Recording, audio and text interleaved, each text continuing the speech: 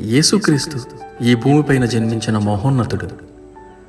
అందుకు గొప్ప పరిపూర్ణ ఉదాహరణ ఆయన ప్రభువుల ప్రభువు, సృష్టికర్త, మన రక్షకుడు.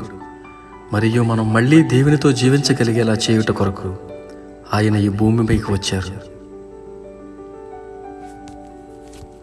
యేసయ్య ఈ భూప్రపంచంలోని ఒక చిన్న గ్రామం బెత్లెహేంలో కన్యక అయిన మరియకు ఎటువంటి ఆడంబరాలు లేకుండా తనను తాను తగ్గించుకొని మనందరి రక్షణ కొరకు ఒక పశువుల పాకలో నిరాడంబరంగా జన్మించారు యేసయ్య. ఆయన అనంతమైన జ్ఞానం మరియు శక్తి కలిగిన దేవుని కుమారుడు. అయినప్పటికీ యేసయ్య ఈ భూమి మీద తన జీవితంలో ఎన్నో ప్రతికూల పరిస్థితులు ఎదుర్కొన్నారు.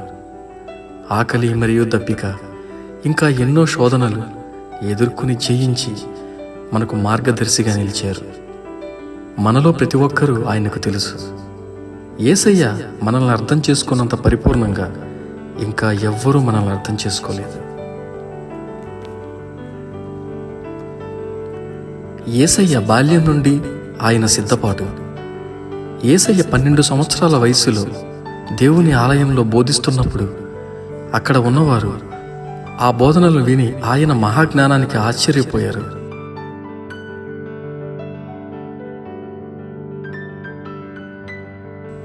అటు తర్వాత బాప్తిస్మమిచ్చు యోహాను ద్వారా యోర్దాను నదిలో బాప్తిస్మం పొందారు. యేసయ్య ఏ పాపము అంటనివారు.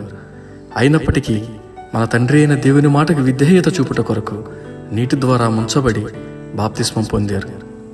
యేసయ్య బాప్తిస్మం తీసుకున్న తర్వాత దేవుని స్వరం ఇలా వినిపించింది.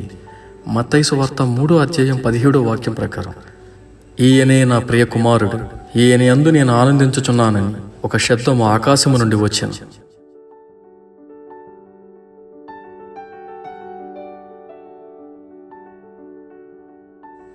యేసయ్య తన పరిచర్యను ప్రారంభించినప్పుడు అరణ్యంలో 40 రోజులు ఉపవాసం ఉన్నారు. యేసయ్య అపవాది చేత శోధించబడి దానిని అధిగమించి నిలిచారు.